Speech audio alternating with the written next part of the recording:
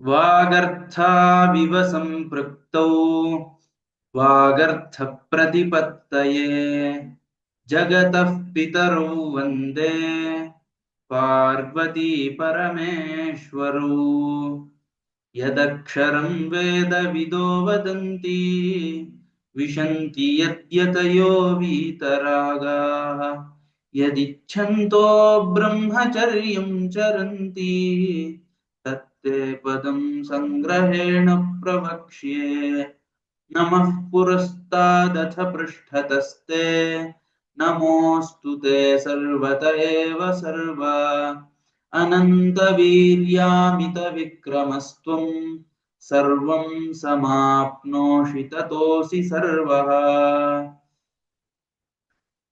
नमस्ते। अधुना विश्वामित्रः इति पाठे गतदिने वाक्यद्वयं पठितम्, ಎರಡು ವಾಕ್ಯವನ್ನ ಕಲ್ತಿದ್ವಿ. तत्र मुख्यरूपेण गतदिने क्रियापदानां संरचना अथवा वाक्य संरचनायाः विषये पठितम्. वाक्य संरचನೆಯ ಬಗ್ಗೆ ಕಲ್ತಿದ್ವಿ. तत्र क्रियापदानि एकस्मिन् वाक्ये ಅಧಿಕಾನಿ ಭವಿತುಮರ್ಹಂತಿ. ಕ್ರಿಯಾಪದಗಳು ಒಂದು ವಾಕ್ಯದಲ್ಲಿ ಹೆಚ್ಚು ಇರಲೂಬಹುದು. ಅಟ್ಲೀಸ್ಟ್ ಒಂದು ವಾಕ್ಯದಲ್ಲಿ ಒಂದು ಕ್ರಿಯಾಪದ ಇರಲೇಬೇಕು. एकः मुख्यः एकः क्रियापदः अवश्यं भवति इति अस्माभिः चिन्तितं चर्चितं च। अधुना तद्विषये एव पश्यामः. अत्र अपृच्छत् ಕೇಳಿದನು ಅನ್ನೋದು ಒಂದು ಪ್ರಧಾನ ಕ್ರಿಯಾಪದ ಇತ್ತು. ಅವನು ನೋಡಿ, ದೃಷ್ಟ್ವಾ, ಪ್ರತ್ಯುತ್ಥಾಯ, ಸಂಪೂಜ್ಯ ಅಪೃಚ್ಛತ್. ನೋಡಿ, ಎದ್ದು, ಪೂಜಿಸಿ ಕೇಳಿದನು ಅಂತ ಒಂದೇ ವಾಕ್ಯದಲ್ಲಿ ಹೆಚ್ಚು ಕ್ರಿಯಾಪದ ಬರ್ಬೋದು. ಪ್ರತಿಯೊಂದು ಕ್ರಿಯಾಪದಕ್ಕೂ ಕರ್ತ, ಕರ್ಮ, ಕರಣ, ಸಂಪ್ರದಾನ, ಅಪಾದಾನ, ಅಧಿಕರಣ ಅಂತ 6 ಕಾರಕಗಳಿರುತ್ತೆ. ಷಟ್ ಕಾರಕಾಃ ಅವಶ್ಯಂ ಭವಂತಿ ಪ್ರತ್ಯೇಕಸ್ಯ ಕ್ರಿಯಾಪದಸ್ಯ ಕಾರಕಾಃ. ಒಂದು ಕ್ರಿಯೆ ಇದೆ ಅಂತಂದ್ರೆ ಆ ಕ್ರಿಯೆಗೆ ಒಬ್ರು ಒಂದಿಷ್ಟು ಜನ ಕಾರಕರು ಅಂತ ಇದ್ದೇ ಇರ್ತಾರೆ, ಕ್ರಿಯೆಯನ್ನು ಮಾಡಿಸುವವರು. एवं भवन्ति. तर्हि एतत् सर्वम् अस्माभिः दृष्टम् अस्ति गतकक्षायां. कदाचित् विश्वामित्रो नाम महर्षिः कार्यवशात् अयोध्याम् अभ्यागच्छत्. राजा दशरथः तं दृष्ट्वा सहसा प्रत्युत्थाय विधिना संपूज्य ಆಗಮನ ಕಾರಣಂ ಅಪೃಚ್ಛತ್ ಅಂತ ಇದಿಷ್ಟನ್ನು ನೋಡಿದ್ವಿ. ವಿಶ್ವಾಮಿತ್ರನು ಯಾವುದೋ ಒಂದಿನ ಯಾವುದೋ ಒಂದು ಕೆಲಸಕ್ಕೋಸ್ಕರ ಅಯೋಧ್ಯೆಗೆ ಬಂದ. ರಾಜನು ಅವನನ್ನ ನೋಡಿ ಎದ್ ನಿಂತು ಪೂಜೆ ಮಾಡಿ ಬಂದಿರೋ ಕಾರಣವನ್ನ ಕೇಳ್ದ ಅಂತ ಇದಿಷ್ಟನ್ನ ಹೇಳಿದ್ವಿ.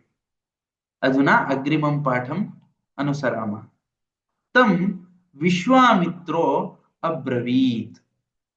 ತಂ ಅಬ್ರವೀತ್, ತಂ ಅವನನ್ನು ಉದ್ದೇಶಿಸಿ, ತಂ ಅವನಿಗೆ, ವಿಶ್ವಾಮಿತ್ರನು ಅಬ್ರವೀತ್. ಅತ್ರ ಕ್ರಿಯಾಪದಂ ಕಿಮಸ್ತಿ? ಅತ್ರ ಅಬ್ರವೀತ್ ಇತಿ ಕ್ರಿಯಾಪದಮಸ್ತಿ. ಅಬ್ರವೀತ್ ಅಂದ್ರೆ ಅಂತ ಮುಂಚೆ ಬಂತು ಅಂದ್ರೆ ಅದರಲ್ಲಿ ಭೂತಕಾಲ ಹೇಳ್ತಾ ಇದ್ದಾರೆ ಅಂತ ಅನ್ಕೋಬಹುದು. ಅನದ್ಯತನ ಭೂತೆ ಲಂಗ್ಲಕಾರ ಅಂತ ಕರೀತಾರೆ. ಅಬ್ರವೀತ್ ಅಂತಿದೆ. ಇದೇ ಭೂತಕಾಲದಲ್ಲಿ ಈಗ ಅಪೃಚ್ಛತ್ ಅಂತ ಬಂತು. ಅಬ್ರವೀತ್, ಅಪೃಚ್ಛತ್, ಆಗಚ್ಚತ್, ಅ ಪ್ಲಸ್ ಆಗಚ್ಚತ್, ಆಗಚ್ಚತ್ ಅಂತ ಬಂತು. ಆಮೇಲೆ ಮತ್ತೆ ಇದ್ರಲ್ಲಿ ಇರೋದೆಲ್ಲ ಭೂತಕಾಲದಲ್ಲಿ ಹೇಳ್ತಿರೋದ್ರಿಂದ, ಅನದ್ಯತನ ಭೂತಕಾಲದಲ್ಲಿ ಹೇಳ್ತಿರೋದ್ರಿಂದ ಈ ರೀತಿ ಇದೆ. ಈಗ ತೌ ರಾಕ್ಷಸೌ ನಿವಸತಃ ಕುರುತಃ ಪ್ರೇಷಯ ಭವಿಷ್ಯತಿ ಪ್ರಥಮಂ ನೋತ್ಸವ ಪ್ರತಸ್ಥೆ. ಅಸ್ತು ಅತ್ರ ಅನ್ಯತ್ರ ಲಂಗ್ಲಕಾರಸ್ಯ ಕ್ರಿಯಾಪದಾನಿ ನ ದೃಶ್ಯಂತೆ. ಭೂತಕಾಲದಲ್ಲಿ ಬೇರೆ ಕ್ರಿಯಾಪದ ಕಾಣಿಸ್ತಾ ಇಲ್ಲ. ಈಗ ಉದಾಹರಣಾರ್ಥಂ ಅತ್ರ ಕಿಮಪಿ ಕ್ರಿಯಾಪದಾನಿ ಅತ್ರ ಸಂಗೃಹೀತಾನಿ. ಕ್ರಿಯಾಪದಗಳು ನೀಲಿ ಬಣ್ಣದಲ್ಲಿ ಮಾರ್ಕ್ ಮಾಡಿದೆ. ಪ್ರಸರತಿ, ಪ್ರಸರತಿ ಅನ್ನೋದು ಕ್ರಿಯಾಪದ. ಇದನ್ನೇ ಭೂತಕಾಲದಲ್ಲಿ ಹೇಳಿದ್ರೆ ಅಪ್ರಸರತ್ ಅಥವಾ ಉದೇತಿ. ಉದೇತಿ ಅನ್ನೋದೇನಾಗುತ್ತೆ ಅಂತ ಒಂದ್ಸಲ ನೋಡ್ಬೇಕು. ಅಧುನಾ ಅತ್ರ ಅಹಂ ಪೂರ್ವಂ ಅವದಂ ಸಂಸ್ಕೃತ ಅಭ್ಯಾಸ .in ಮಧ್ಯೆ ಅನ್ವಿಷತ ಸರ್ಚ್ ಅಲ್ಲಿ ನಾವೀಗ ಉದೇತಿ ಅನ್ನೋ ಶಬ್ದನ ನಾನಿಲ್ಲಿ ಟೈಪ್ ಮಾಡಿ ಹಾಕ್ತೀನಿ. ಉ ದೇ ತಿ ಇತಿ ಅಹಂ ಅನ್ವಿಷಾಮಿ. ಅತ್ರ ಉತ್ ಅನ್ನೋ ಉಪಸರ್ಗ ಇಣ್ಣ ಗತೌ ಇಣ್ಣ ಅಂತ. ಇಣ್ಣ ಅನ್ನೋ ಧಾತು ಇಣ್ಣ ಗತೌ ಗತ್ಯರ್ಥದಲ್ಲಿ ಹೋಗುವ ಅರ್ಥದಲ್ಲಿ ಇಣ್ಣ ಅನ್ನೋ ಧಾತು ಬಂತು. ಉತ್ ಅನ್ನೋ ಉಪಸರ್ಗ ಇದೆ, ಮೇಲೆ ಏಳುತ್ತಾನೆ, ಮೇಲೆ ಬರುತ್ತಾನೆ ಅಂತ. ಈ ಉದೇತಿ ಅಂತ ಬಂತು. ಇದನ್ನೇ ನಾವು ಲಂಗ್ ಲಕಾರದಲ್ಲಿ ನೋಡಿದ್ರೆ, ಈ ಲಂಗ್ ಲಕಾರ ಅಂತಿದೆಯಲ್ಲ, ಇದರಲ್ಲಿ ನಾವು ನೋಡಿದ್ರೆ ಅತ್ರ ಲಂಗ್ ಲಕಾರೆ ಕರ್ತರಿ ಉದಯಿತ್ ಉದಯಿತಾಂ ಉದಾಯನ್ ಉದೈಹಿ ಉದಯಿತಾಂ ಉದಯಿತ ಉದಾಯಂ ಉದೈವ ಉದೈಮ ಅಂತ ಬರುತ್ತೆ. ಈಗ ಆರಂಭದಲ್ಲಿ ಸ್ವರ ಇರೋದ್ರಿಂದ ಅಕಾರ ಬರಲಿಲ್ಲ, ಊಕಾರನೇ ಬಂತು. ಅದೇ ಈಗ ಇನ್ನೊಂದು ಧಾತುವನ್ನ ನೋಡೋಣ, ಪ್ರಸರತಿ ಅನ್ನೋದನ್ನ. ಪ್ರಸರತಿ ಪ್ರಸರತಿ ಈ ಪ್ರಸರತಿ ಅನ್ನೋದನ್ನ ನಾವು ನೋಡಿ,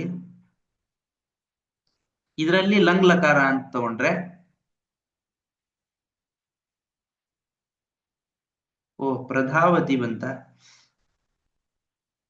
ಅಲ್ಲ, ಪ್ರಸರತಿ ಪ್ರಧಾವತ್ ಪ್ರಸ್ರಿ ಪ್ರಾಶ್ರಿ ಆಶ್ರಿಯತ್ ಆಶ್ರಿಯತಾಂ ಆಶ್ರಿಯನ್, ಅದ್ರ ಹಿಂದೆ ಉಪಸರ್ಗ ಬಂದಿದೆ, ಹಾಗಾಗಿ ಇದು ಭೂತಕಾಲದಲ್ಲಿ ಪ್ರಾಶ್ರಿಯತ್ ಪ್ರಾಶ್ರಿಯೇತಾಂ ಪ್ರಾಶ್ರಿಯಂತ. ಅಥವಾ ಇಲ್ಲಿ ಪ್ರಧಾವತ್ ಪ್ರಸರತ್ ಪ್ರಸರತ್ ಪ್ರಾಸರತ್ ಪ್ರಾಸರತಾಂ ಪ್ರಾಸರನ್. ಇದು ಪ್ರ ಅನ್ನೋ ಉಪಸರ್ಗ ಹಿಂದೆ ಸೇರ್ಕೊಂಡಿದೆ, ಹಾಗಾಗಿ ಪ್ರಾಸರತ್ ಪ್ರಾಸರತಾಂ ಪ್ರಾಸರನ್. ಆಸರತ್ ಆಸರತಾಂ ಆಸರನ್. ಆಸರಃ ಆಸರತಂ ಆಸರತ. ಆಸರಂ ಆಸರ ಆಸರ ಆಸರಂ ಆಸರಾವ ಆಸರಾಮ ಅಂತ. ಅದು ಭೂತಕಾಲದ್ದು ಇದು.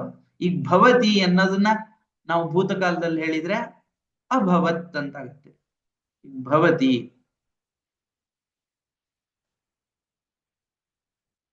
ಭೂ ಭವತಿ, ಇದನ್ನ ಲಂಗ್ ಲಕಾರದಲ್ಲಿ ನಾವು ನೋಡಿದ್ರೆ ಭವತಿ ಸರ್ವನಾಮ, ಇದು ಧಾತು ರೂಪೇಶು ಭವತಿ ವಾದಿ ಭವತಿ. ಇದನ್ನ ನಾವು ಲಂಗ್ ಲಕಾರ ಅಂತಿದೆಯಲ್ಲ, ಇದನ್ನ ನಾವು ನೋಡಿದ್ರೆ ಅಭವತ್ ಅಭವತಾಂ ಅಭವನ್ ಅಭವಃ ಅಭವತಂ ಅಭವತ. ಅನ್ನೋದು ಕಾಮನ್ ಆಗಿ ಹಿಂದ್ಗಡೆ ಬಂದಿರುತ್ತೆ, ಒಂದು ದೀರ್ಘ ಆಗಿ ಬರುತ್ತೆ, ಇನ್ನೊಂದು ಈ ತರ. ಈಗ ಭವತಃ ಉಪಚೀಯತೆ ಉಪಚೀಯತೆ ಚೀಯತೆ ಅಂತನ್ನೋದು ಧಾತು. ಈಗ ಇದರಲ್ಲಿ ನಾನು ಸರ್ಚ್ ಮಾಡಿದ್ರೆ ಉಪಚೀಯತೆ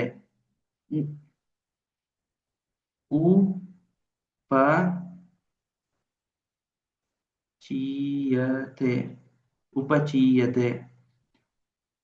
ಈಗ ಉಪ ಅನ್ನೋ ಉಪಸರ್ಗ ಹಿಂದ್ಗಡೆ ಸೇರಿ ಉಪ ಪ್ಲಸ್ ಚೀ. ಚೀ ಅಂತಂದ್ರೆ ಚಯನೆ, ಚೀ ಚಯನೆ, ಚಯನ ಅಂತಂದ್ರೆ ತಗೊಳ್ಳೋ ಅರ್ಥದಲ್ಲಿ ಚೀ ಅನ್ನೋ ಧಾತು. ಉಪಚೀಯತೆ ಉಪಚೀಯತೆ. ಇದನ್ನ ನಾವು ಲಂಗ್ ಲಕಾರದಲ್ಲಿ ಅಂತ ನೋಡಿದ್ರೆ, ಇದನ್ನ ಲಂಗ್ ಲಕಾರದಲ್ಲಿ ನೋಡಿದ್ರೆ ಉಪಾಚಿನೋತ್ ಆಚಿನೋತ್ ಆಚಿನುತಾಂ ಆಚಿನ್ವನ್ ಆಚಿನೋಹ ಆಚಿನುತಂ ಆಚಿನುತ. ಈ ಉಪ ಅನ್ನೋ ಉಪಸರ್ಗ ಅಂತ ತೆಗೆದ್ಬಿಟ್ರೆ ಅವಾಗ ಬೇರೆ. ಇಲ್ಲಿ ಇಲ್ಲಿ ಏನಿದೆ, ಉಪ ಅನ್ನೋ ಉಪಸರ್ಗ ಸೇರಿದೆ. ಇಲ್ಲಿ ಉಪ ಅನ್ನೋ ಹಿಂದ್ಗಡೆ ಉಪ ಪ್ಲಸ್ ಚಿ ಅಂತ ಬಂದಿದೆಯಲ್ಲ, ಇದನ್ನ ನಾವು ಉಪ ಅನ್ನೋ ಉಪಸರ್ಗದ ಹಿಂದ್ಗಡೆ ನಾವು ಪ್ರ ಅನ್ನೋ ಉಪಸರ್ಗ ಹಾಕಿದ್ರೆ ಏನಾಗುತ್ತೆ? ಈಗ ಪ್ರ ಅನ್ನೋ ಉಪಸರ್ಗ ಸೇರಿಸಿದ್ವಿ, ಉಪ ಅನ್ನೋ ಪ್ರಾಚಿನೋತ್ ಅಂತ ಆಯ್ತು. ಈಗ ಉಪಚಿನೋತ್ ಅಂತಿದ್ದು ಪ್ರಾಚಿನೋತ್ ಅಂತ ಆಯ್ತು. ಈಗ ಅದೇ ಜಾಗದಲ್ಲಿ ಅತಿ ಅನ್ನೋ ಉಪಸರ್ಗ ಸೇರಿಸಿದ್ರಿ, ಇಲ್ಲಿ ಉಪಸರ್ಗ ಅಂತಿದೆಯಲ್ಲ, ಈಗ ಅತಿ ಅನ್ನೋದನ್ನ ಸೇರಿಸಿದ್ರೆ ಇಲ್ಲಿ ಅತಿ ಅನ್ನೋ ಉಪಸರ್ಗ ಸೇರಿಸಿ ಹೇಳಿ ಲಂಗ್ಲಕಾರದಲ್ಲಿ. ಅತಿ ಅತ್ಯಚಿನೋತ್ ಅತ್ಯಚಿನುತಾಂ ಅತ್ಯಚಿನ್ವನ್. ಅತಿ ಅನ್ನೋ ಅಂದ್ರೆ ಆ ರೂಪಗಳು ಹೆಂಗೆ ಪರಿವರ್ತನೆಯಾಗತ್ತೆ ಅಂತ ನೋಡ್ಬೇಕು ನಾವು. ಈಗ ಉಪಸರ್ಗದ ಬಗ್ಗೆ ನಾನು ಮುಂಚೆ ಒಂದೆರಡು ಸಲ ಹೇಳಿದ್ದೀನಿ. ಯಾರ್ಯಾರು ಬಂದಿದ್ದೀರೋ ನೆನಪಿದೆ ಅಂತ ಅನ್ಕೋತೀನಿ. ಈಗ ಅದಕ್ಕೆ ಸಾಮಾನ್ಯ ಸುಲಭವಾದ ಉದಾಹರಣೆ ಯಾವ್ದು ಕೊಡ್ತಾರೆ ಅಂತಂದ್ರೆ ಆಹಾರ ಅನ್ನೋದಿರುತ್ತೆ ಅಂತ ಅನ್ಕೊಳ್ಳಿ. ಹೃಧಾತು ಹೃಹರಣೆ ಅಂತ ಬರುತ್ತೆ.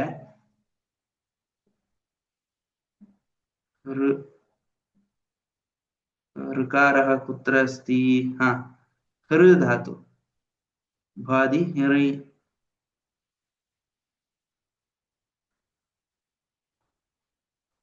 ಈಗ ಹೃ ಈ ಧಾತುವಿನಲ್ಲಿ ಲಂಗ್ ಲಕಾರ ಅಂತ ನೋಡಿದ್ರೆ ಅಹರತ್ ಅಹರತಾಂ ಲಂಗ್ ಲಕಾರ ಅಂತ ಬೇಡ, ನಾವು ಸುಮ್ಮನೆ ಸಾಮಾನ್ಯವಾಗಿ ವರ್ತಮಾನ ಕಾಲದಲ್ಲಿ ನೋಡೋಣ. ಈ ಕಡೆ ಸೈಡ್ ಅಲ್ಲಿ ಇದು ಹರತಿ ಹರತಃ ಹರಂತಿ ಹರಸಿ ಹರತಃ ಹರಥ ಹರಾಮಿ ಹರಾವಹ ಹರಾಮಹ ಅಂತ ಬಂತು. ಈಗ ಇದನ್ನೇ ಅತಿ ಅನ್ನದ್ ಸೇರಿಸಿದ್ರೆ ಅತಿಹರತಿ ಅತಿಹರತಃ ಅತಿಹರಂತಿ ಅಂತ ಆಗತ್ತೆ.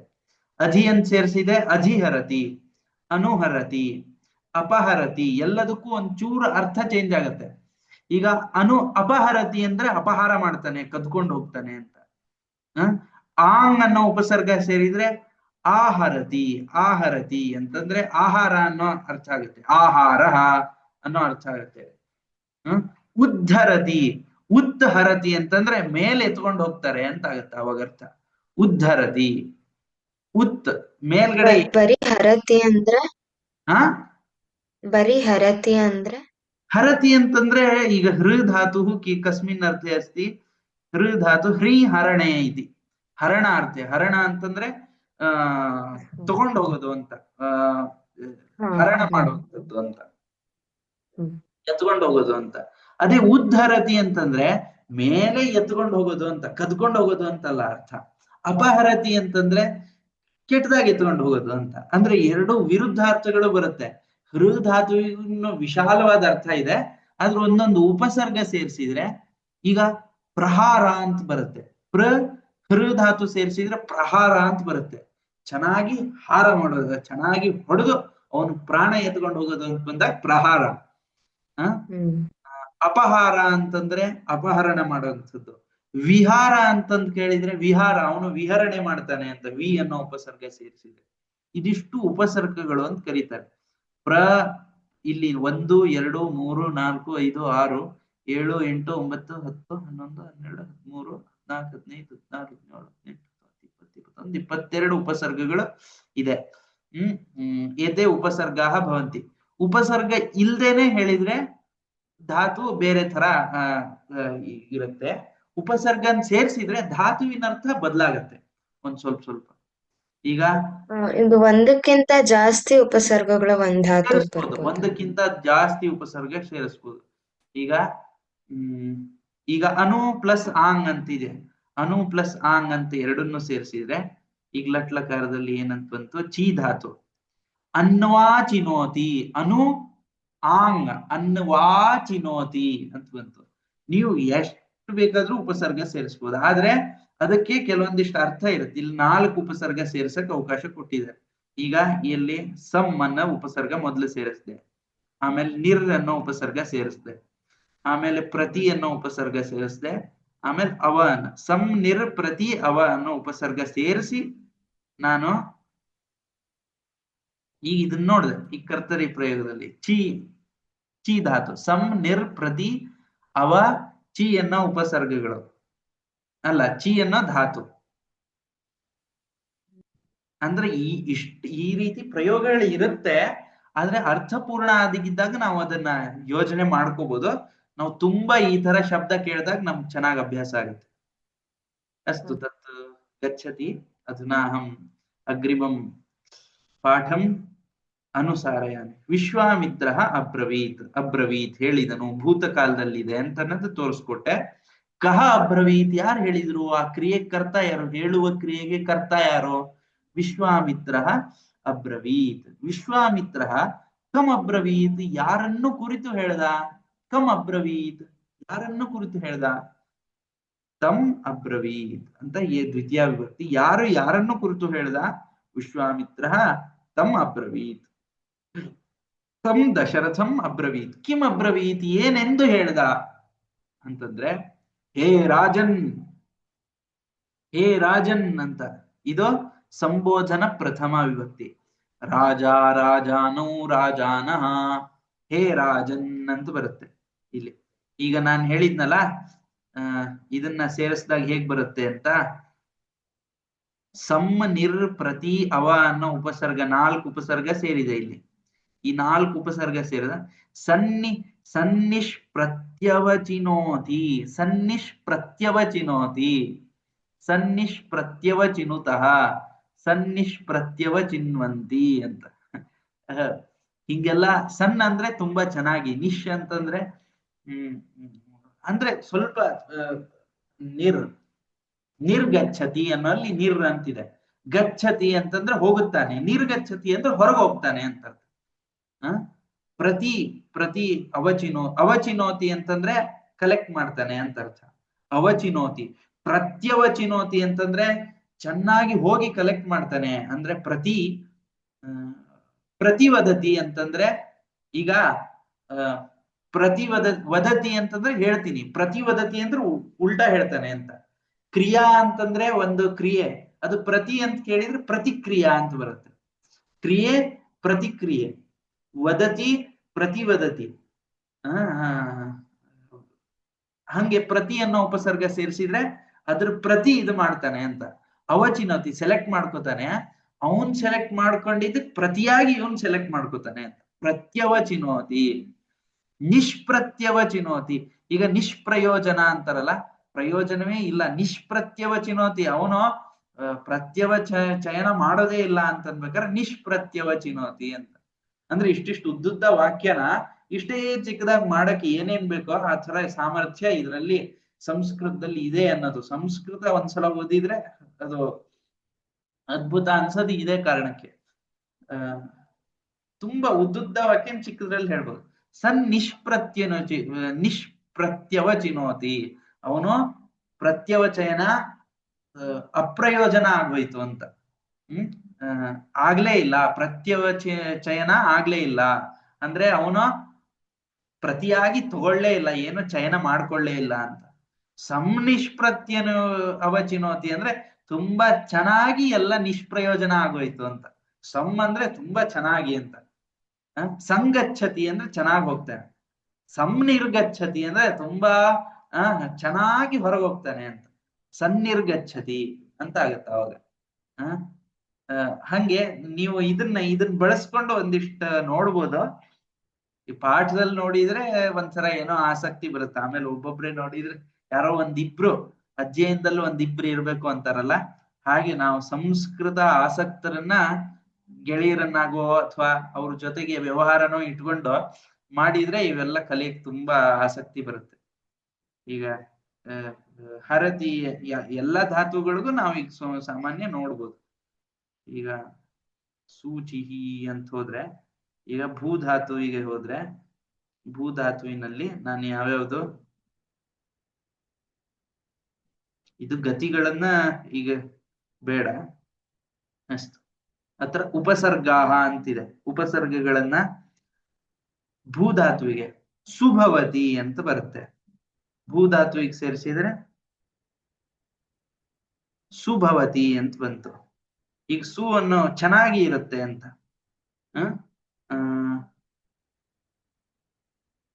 ಸುದುರ್ಭವತಿ, ದುರ್ ಅನ್ನೋ ಉಪಸರ್ಗ ದುರ್ ಅನ್ನೋ ಉಪಸರ್ಗ ಎರಡೆರಡು ಉಪಸರ್ಗ ಸೇರಿಸ್ಬೇಕಲ್ಲ. ಈಗ ಫಸ್ಟ್ ಸು ಅಂದ್ರೆ ಚೆನ್ನಾಗಿ ಅಂತ ಅರ್ಥ. ಈಗ ಮೊದ್ಲು ಸು ಅಂತ ಹೇಳ್ತೀನಿ, ಆಮೇಲೆ ದುರ್ ಅನ್ನೋದ್ ಸೇರ್ತೀನಿ. ದುರ್ ಅಂದ್ರೆ ಕೆಟ್ಟದಾಗಿ ಅಂತ. ಎರಡು ವಿರುದ್ಧವಾಗಿರೋದನ್ನ ತಗೊಳ್ತೀನಿ. ದುರ್ ಕೆಟ್ಟದಾಗಿ.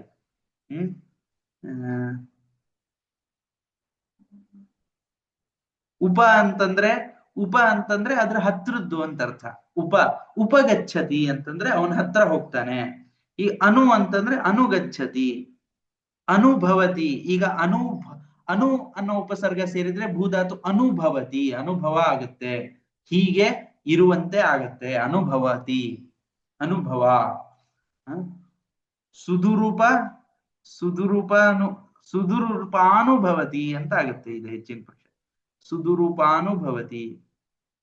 ಇದನ್ನ ಕರ್ತರಿ ಪ್ರಯೋಗದಲ್ಲಿ ತೆಗೆದ್ರೆ ಇದು ಸುಮ್ನೆ ಕನ್ಫ್ಯೂಷನ್ ಮಾಡ್ಕೊಳ್ಳೋದ್ ಬೇಡ. ಇದು ಏನಿದು ಹಿಂಗೆ ಸುದುರೂಪಾನುಭವತಿ ಅಂದ್ರೆ ಎಷ್ಟು ಅನಂತ ಶಬ್ದ ತಯಾರಿ ಮಾಡ್ಬೋದು ನಾವು ಸಂಸ್ಕೃತದಲ್ಲಿ ಇಟ್ಕೊಂಡು. ಒಂದು ಧಾತು ಇಟ್ಕೊಂಡ್ರೆ, ಒಂದು ಕ್ರಿಯೆ ಅಂತ ತಗೊಂಡ್ರೆ ಆ ಕ್ರಿಯೆಗೆ ಈ ಗತಿಗಳು ಅಂತ ಬಂತು. ಈಗ ಆಂಗಿ ಅಂತ ಏನೋ ಗತಿ ಬಂತು.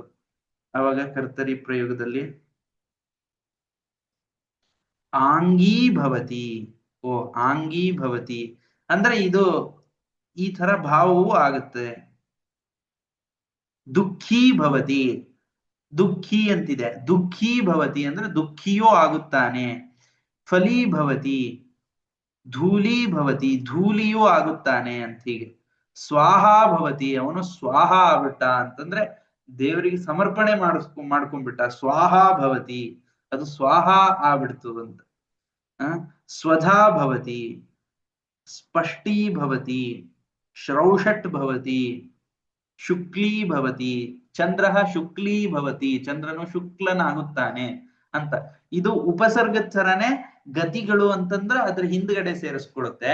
ಅಂದ್ರೆ ಈಗ ಇದ್ರಲ್ಲಿ ಹೇಳ್ತಾರಲ್ಲ, ಏನು ವಿಶೇಷಣ ಅಂತ ಹೇಳ್ತಾರಲ್ಲ, ಅವನು ಏನಾಗ್ತಾನೆ, ಅವನು ದೂರೀ ಭವತಿ, ಅವನು ದೂರ ಆಗ್ತಾನೆ. ಸಹ ದೂರೀ ಭವತಿ, ಛಮ ಭವತಿ ಅನ್ನೋದು ನಂಗೆ ಛಮ ಭವತಿ ಅಂದ್ರೆ ತುಂಬಾ ಚೆನ್ನಾಗಿ ಕಂಗೊಳಿಸ್ತಾನೆ ಅಂತ ಅರ್ಥ ಇರ್ಬೋದು. ತ್ರಪಟ ಭವತಿ ಇದು ತ್ರಪಟ ಭವತಿ ಅಂತಂದ್ರೆ ಹೆಂಗ ಛಿದ್ರ ಆಗ್ಬಿಡ್ತಾನೆ ಅಂತ ಇರ್ಬೋದು, ಏನೋ ಗೊತ್ತಿಲ್ಲ. ನಾನು ಈ ತರ ಪ್ರಯೋಗ ತುಂಬಾ ಹೆಚ್ಚು ನೋಡಿಲ್ಲ. ದಮದಮಾ ಭವತಿ, ಸಹ ದಮದಮಾ ಭವತಿ ಅಂತ. ಹೀಗೆ ಇವೆಲ್ಲ ಗತಿಗಳು ಅಂತ ಕರೀತಾರೆ. ಯಾವ ರೀತಿ ಗತಿಯಲ್ಲಿ ಅವನು ಆಗ್ತಾನೆ. ಇದನ್ನೇ ಭವತಿ ಅನ್ನೋ ಧಾತುವಿಲ್ಲಿ ಕರೋತಿ ಅಂತ ಕೇಳಿದ್ರೆ ಸಹ ತ್ರಪಟ ಕರೋತಿ, ದಮದಮ ಕರೋತಿ ಅಂತ ಬರುತ್ತೆ. ಖಾದತಿ, ಸಹ ದಮದಮಾ ಖಾದತಿ ಅಂದ್ರೆ ಸರಿಯಾಗಿ ದಮದಮಾ ತಿಂತಾನೆ ಅಂತ ಅನ್ನೋ ರೀತಿಯಲ್ಲಿ ಅರ್ಥ ಬರ್ಬೋದು ಅಂತ. ಧ್ವಂಸ ಕಲಾ ಭವತಿ ಅಂತ ಏನೇನೋ ಸುಮಾರಷ್ಟಿದೆ ಗತಿಗಳು. ನಾ ಹೆಚ್ಚು ಅಧ್ಯಯನ ಮಾಡಿಲ್ಲ, ಅದಕ್ಕಾಗಿ ತುಂಬಾ ವಿಸ್ತಾರವಾಗಿ ಹೇಳಕ್ ಕಷ್ಟ. ಈಗ ನಿಚ್ ಸಣ್ಣ ಸನಾದಿ ಪ್ರತ್ಯಯಗಳು ಅಂತಿದೆ. ಇದು ಪ್ರತ್ಯಯ ಅಂತ ಬಂದ್ರೆ ಧಾತು ಆದ್ಮೇಲೆ ಬರುತ್ತೆ. ಫಸ್ಟ್ ಧಾತು, ಮಧ್ಯದಲ್ಲಿ ಧಾತು, ಧಾತುವಿನಿಗಿಂತ ಮುಂಚೆ ಬರೋದು ಉಪಸರ್ಗ, ಧಾತು ಆದ್ಮೇಲೆ ಬರೋದು ಪ್ರತ್ಯಯ.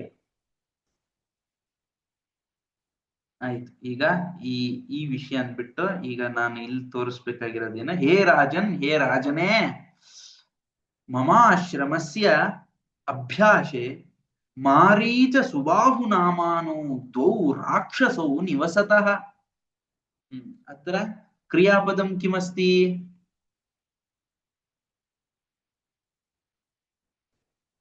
ನಿವಸತಃ. ನಿವಸತಃ ಅನ್ನೋದು ಕ್ರಿಯಾಪದ. ಕ್ರಿಯಾ ಯಾವ ವಚನದಲ್ಲಿದೆ ಅಂದ್ರೆ ದ್ವಿವಚನದಲ್ಲಿದೆ.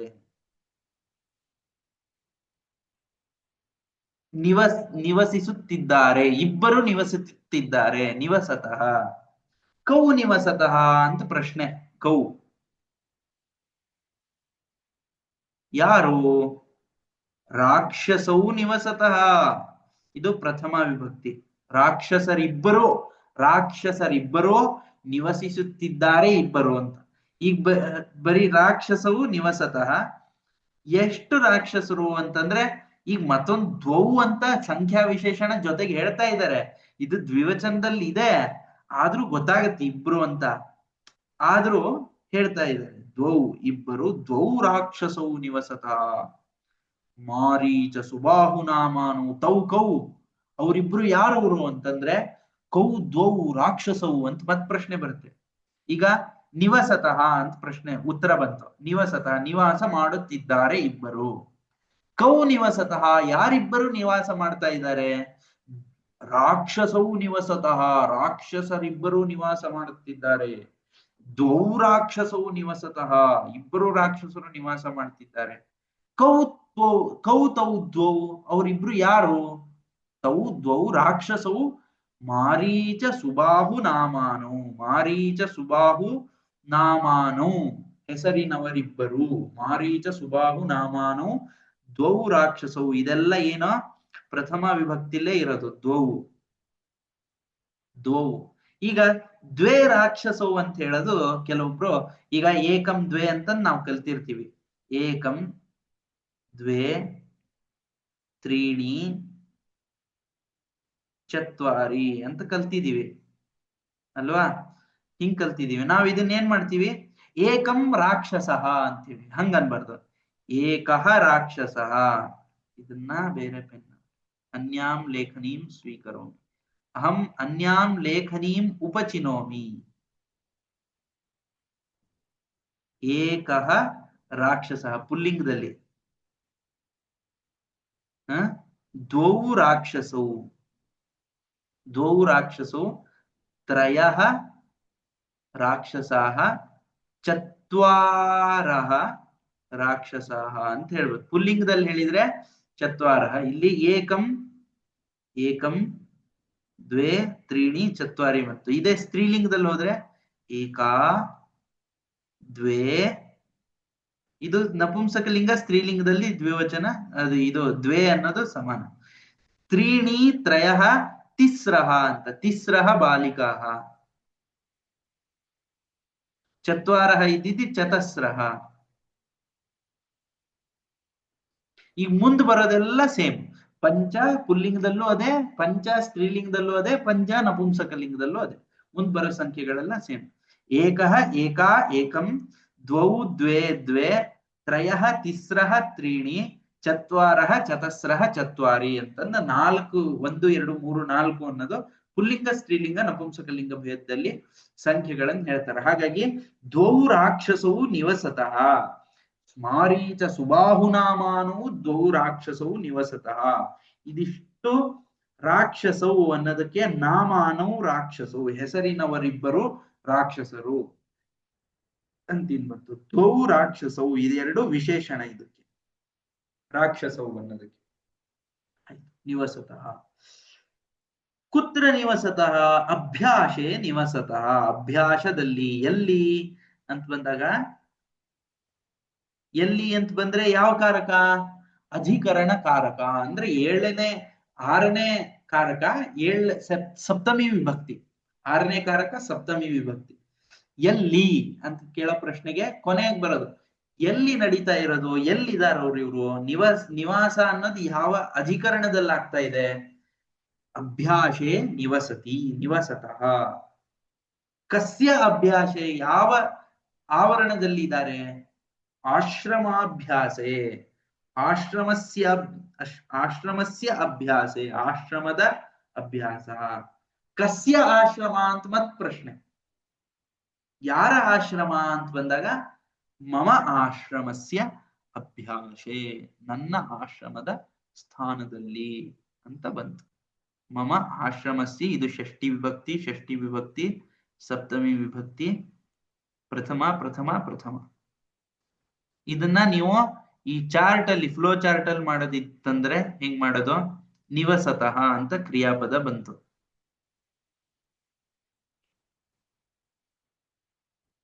ನಿವಸತಃ ಇದು ದ್ವಿವಚನದಲ್ಲಿದೆ. ಇಬ್ಬರು ಅಂತ ಬಂತು. ನಿವಸತಃ ನಿವಾಸ ಮಾಡುತ್ತಿದ್ದಾರೆ. ಇಬ್ಬರು ನಿವಾಸ ಮಾಡುತ್ತಿದ್ದಾರೆ ಅಂತ ಬಂತು. ಕೌ ಕೌ ನಿವಸತಃ ದ್ವೌ ಅಂತ. ದ್ವೌ ಅಂತ ಉತ್ತರ ಬಂತು ಪ್ರಥಮ ವಿಭಕ್ತಿಲಿ. ಇಬ್ಬರು ಅಂತ. ದ್ವೌ ನಿವಸತಃ. ಆಮೇಲೆ ಮತ್ತೆ ಪ್ರಶ್ನೆ ಬರುತ್ತೆ. ಕೌ ದ್ವೌ. ಸಮಾಧಾನ ಸಿಗಲ್ಲ, ಆಕಾಂಕ್ಷೆ ಬರುತ್ತೆ. ಕೌ ದ್ವೌ ರಾಕ್ಷಸೌ. ರಾಕ್ಷಸೌ ದ್ವೌ ನಿವಸತಃ. ಮತ್ತೆ ಕೌ ರಾಕ್ಷಸೌ ದ್ವೌ ನಿವಸತಃ. ಯಾರಿಬ್ರು ರಾಕ್ಷಸರು ಅಂತ ಬಂದಾಗ ಮಾರೀಚ ಸುಬಾಹು ನಾಮಾನೌ ಅಂತ ಬಂತು. ಇದೆಲ್ಲ ಪ್ರಥಮ ವಿಭಕ್ತಿಲಿ ಬಂತು. ಇದು ಈಗ ಸಪ್ತಮಿ ವಿಭಕ್ತಿ. ಎಲ್ಲಿ, ಕಸ್ಮಿನ್, ಯಾವುದ್ರಲ್ಲಿ. ಈಗ ಆಶ್ರಮೆ ಅಂತ ಬಂತು. ಆಶ್ರಮೆ, ಆಶ್ರಮೆ.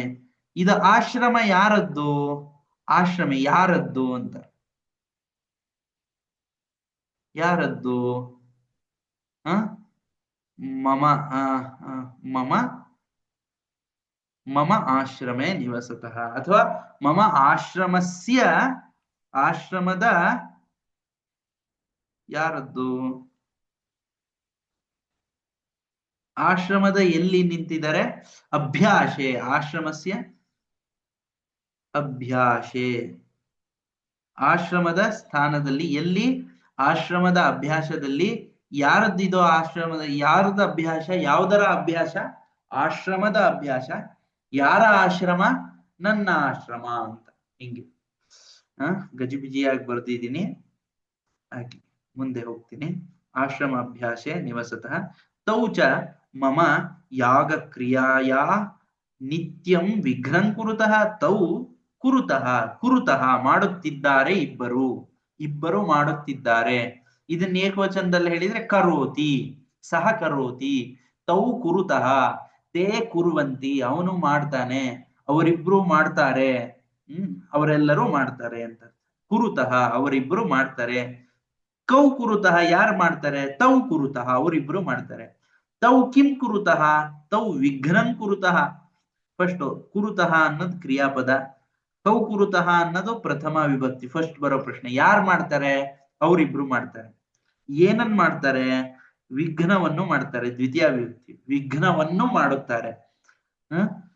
ನಿತ್ಯಂ ಅನ್ನೋದು ಅವ್ಯಯ. ಇದು ನಿತ್ಯವೂ, ನಿತ್ಯ ಅನ್ನೋದು ಪುಲ್ಲಿಂಗ, ಸ್ತ್ರೀ ನಿತ್ಯ, ನಿತ್ಯ, ನಿತ್ಯಂ ಅಂತ ಇಲ್ಲಿ ಬಳಸ್ತಾ ಇರೋದು ಅವ್ಯಯ. ಯಾಗ ಕ್ರಿಯಾಯಾ ನಿತ್ಯಂ ಮಮ ಯಾಗ ಕ್ರಿಯಾಯಾ ವಿಘ್ನಂ ಕುರುತಃ. ಯಾವುದರ, ಯಾವುದರ ವಿಘ್ನವನ್ನು ಮಾಡ್ತಾ ಇದ್ದಾರೆ, ಯಾಗ ಕ್ರಿಯೆಯ ವಿಘ್ನವನ್ನು. ಯಾರ ಯಾಗ ಕ್ರಿಯೆ, ಮಮ ಯಾಗ ಕ್ರಿಯಾಯಾ ವಿಘ್ನಂ ಕುರುತಃ. ಅತಸ್ತಯೋರ್ವಧಾಯ ಜ್ಯೇಷ್ಠಂ ಪುತ್ರಂ ರಾಮಂ ಲಕ್ಷ್ಮಣೇನ ಸಹ ಪ್ರೇಷಯ. ಪ್ರೇಷಯ ಅಂದ್ರೆ ಕಳಿಸು, ನೀನು ಕಳಿಸು ಅಂತ ಅರ್ಥ. ತ್ವಂ ಪ್ರೇಷಯ, ನೀನು ಕಳಿಸು. ಕಂ ಪ್ರೇಷಯ, ಯಾರನ್ನು ಕಳಿಸ್ಬೇಕು, ರಾಮಂ ಪ್ರೇಷಯ. ರಾಮಂ ಕೇನ ಸಹ ಪ್ರೇಷಯ, ಯಾರ ಜೊತೆ ಕಳಿಸ್ಬೇಕು, ಲಕ್ಷ್ಮಣೇನ ಸಹ ಪ್ರೇಷಯ, ಲಕ್ಷ್ಮಣನ ಜೊತೆಗೆ ಕಳಿಸು. ಲಕ್ಷ್ಮಣೇನ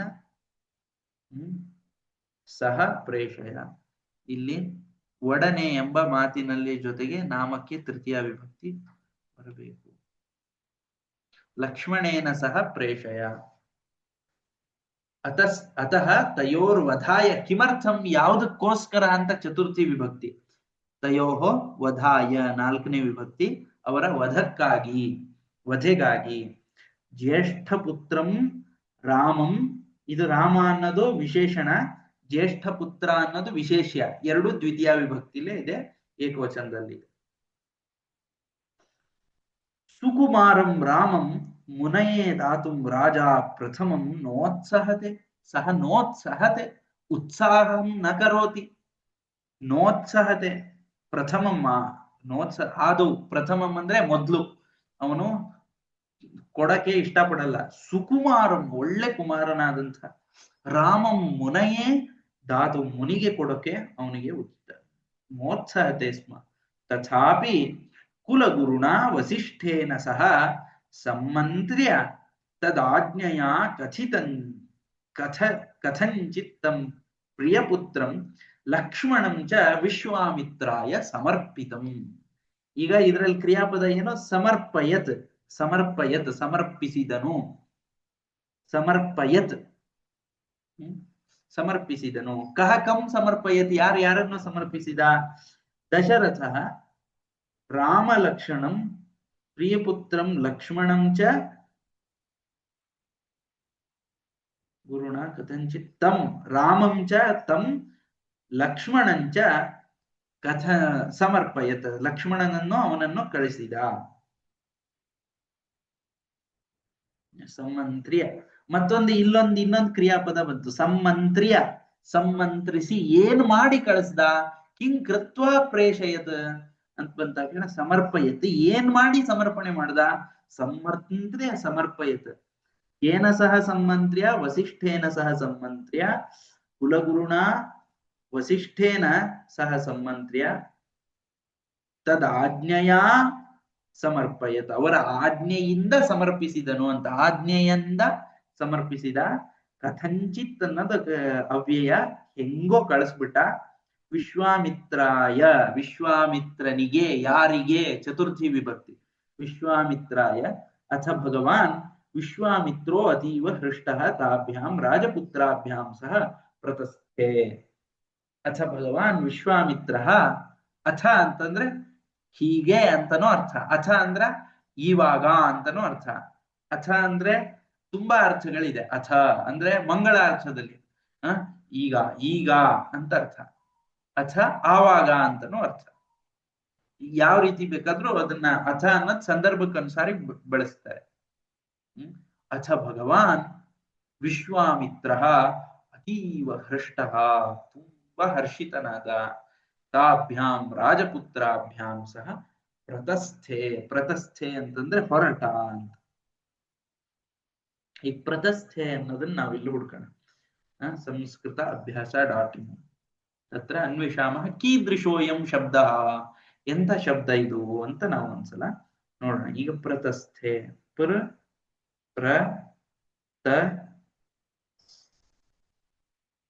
ಪ್ರತಸ್ಥೆ ಇತಿ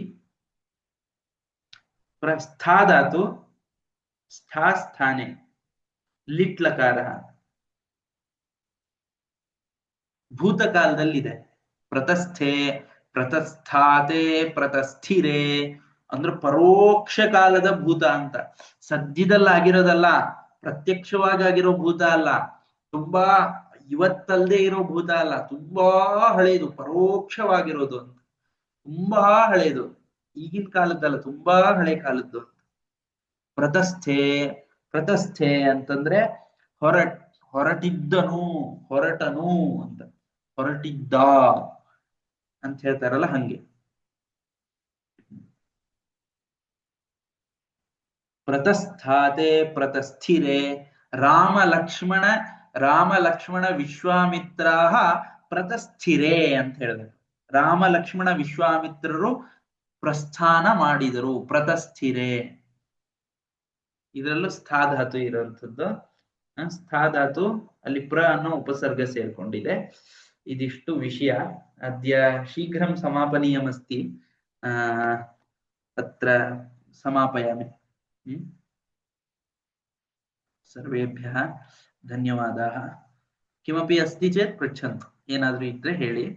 ಇಲ್ಲಿಗೆ ಈ ಪಾಠ ವಿಶ್ವಾಮಿತ್ರಃ ಇತಿ ಪಾಠ ಸಮಾಪ್ತಃ.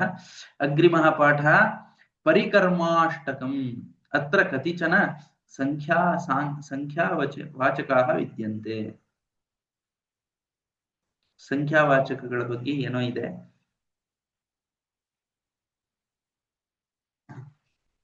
ಕಿಮಪಿ ವಕ್ತುಮಿಚ್ಛಂತಿ ವದಂತು, ಏನಾದ್ರೂ ಹೇಳಕ್ಕಿದ್ರೆ ಹೇಳ್ಬೋದು. ಅಸ್ತಿ ವಾ ಯತ್ಕಿಮಪಿ ವಕ್ತವ್ಯಮಸ್ತಿ ಚೇತ್ ಉಚ್ಯತಾಂ ವದಂತು.